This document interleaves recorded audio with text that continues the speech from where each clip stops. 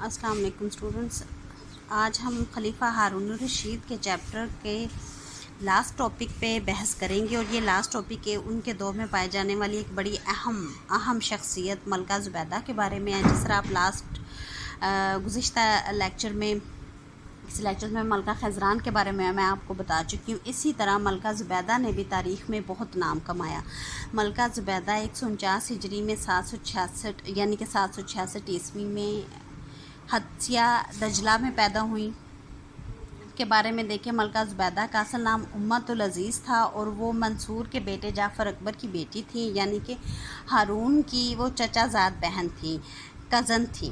جب وہ 3 سال کی تھی، ان کے والد کی وفات کے بعد پھر ابو جعفر منصور نے خود ملکہ زبیدہ کی یعنی کہ امت العزیز کی خود تربیت کی، اور اس کے سلسلے میں ٹیوٹرز وغیرہ رکھے۔ تو ملکہ زبیدہ کو اس کی ملاحت و ملائمت اور شائستگی اور نرم مزاجی کی وجہ سے زبیدہ کہا جاتا ہے، کیونکہ زبد عربی میں مکھن کو کہتے ہیں، تو اس لیے اس کے دادا نے اس کو اس کی شائستگی اور نرم مزاجی کی وجہ سے زبیدہ کا لقب دیا، اور تاریخ میں یہی نام مشہور ہوا، اور اس کا اصل نام امت العزیز جو ہے وہ کہیں روپوشی ہو کر رہ گیا۔ شادی سے پہلے بتاتے ہیں کہ اب نیکسٹ انہوں نے ان کی تعلیم کے بارے میں بتایا ہے۔ ان کی پرورش کی ذمہ داری چچا مہدی نے اٹھائی۔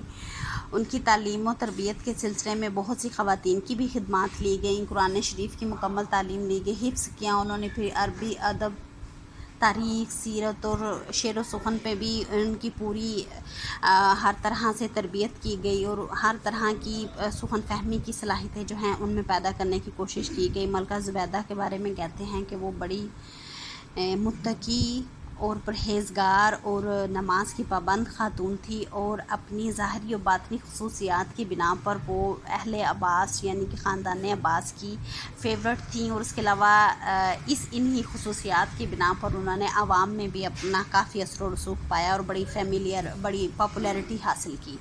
ہارون اور زبیدہ کی شادی کر دی گئی، اور یہ آپ لاسٹ میں پڑھ چکے ہیں کہ اس کی برمک خاندان کے ساتھ ان کے ملکہ زبیدہ کی گہری دوستی رہی۔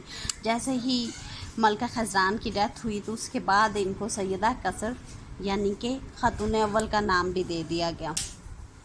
ملکہ زبیدہ اپنی تقوی، پرہیزگاری، اپنی دینداری، علم پرستی، سخاوت، فیاضی، نرم مزاجی اور عفو درگزر کی وجہ سے مشہور ہیں۔ ان کا بڑا اس وجہ سے تاریخ میں بھی نام ہے۔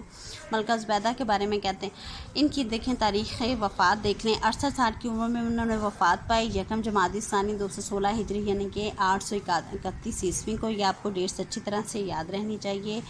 اور ملکہ زبیدہ کے بارے میں مزید ایک اہم ان کا جو کارنامہ ہے تاریخ میں جس کی وجہ سے مشہور ہے، وہ دیکھیں، وہ بتایا گیا ہے کہ ایک دفعہ یہ حج کے لیے گئیں تو وہاں مکہ کے لوگوں نے پانی کی قلت کا بہت زیادہ اپنے کنسرنز شو کیے، شکایات کی، تو ملکہ زبیدہ نے مکہ سے 35 کلومیٹر کے فاصلے پر ایک ایریا جس کو حنین کہتے ہیں، اور طائف یعنی کہ کے ساتھ اس کی پہاڑیوں میں پانی کا ایک چشمہ تھا، وہاں سے ایک ذخیرہ تھا، وہاں سے نہر نکالی جو کہ 3 میٹر گہری تھی اور تقریباً 1.25 میٹر چوڑی تھی۔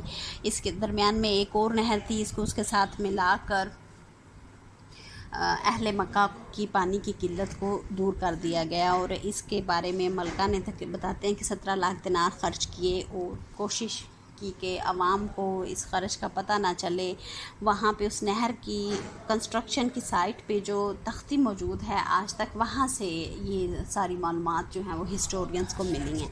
تو ملکہ زبیدہ کے بارے میں بس یہاں تک بتایا گیا، اس کو اچھے سے دیکھ لیجیے گا۔ آپ کا یہاں پہ چیپٹر ختم ہوتا ہے، تھوڑا سا آپ کو گائیڈ لائن دے دیتی ہوں، آپ اپنی ٹیسٹنگ ایبیلٹیز کے لیے دیکھیے گا کوسچنز کو، ان ٹاپکس کو آپ کو مدلل انداز میں یہ کوسچن آنسر کرنا آنا چاہیے۔ اس کی ڈیبیٹ آپ کو پوری طرح سے آنی چاہیے کہ ہارون الرشید کے دور کو عباسی دور کا سنہری زمانہ کیوں کہتے ہیں۔ میں نے بڑی ترتیب سے اور آرڈر سے اور مدلل انداز میں آپ کو سمجھانے کی کوشش کی تھی، یہی اس کی خصوصیات میں بھی آ جائے گا۔ سنہری زمانہ ہے، پھر برامکا کے زوال و اسباب آپ پہلے دیکھ چکے ہیں، باقی کچھ کوسچن جو ہے ریپیٹ ہو رہے ہیں۔ رہے ہیں. اسی طرح آپ کے ایم سی کیوز اور شارٹ کوسچنز ہیں. آپ کا آج کا اس کا ہوم ٹاسک یہی ہے کہ آپ 5 شارٹ کوسچنز نیو بنائیں جو آپ کی ٹیسٹنگ پریکٹس کے لیے لاسٹ میں نہیں دیے گئے, آپ خود سے بنائیں, ان کے آنسرز بھی ڈھونڈیں. اسی طرح 5 ایم سی کیوز بھی نیو بنائیں.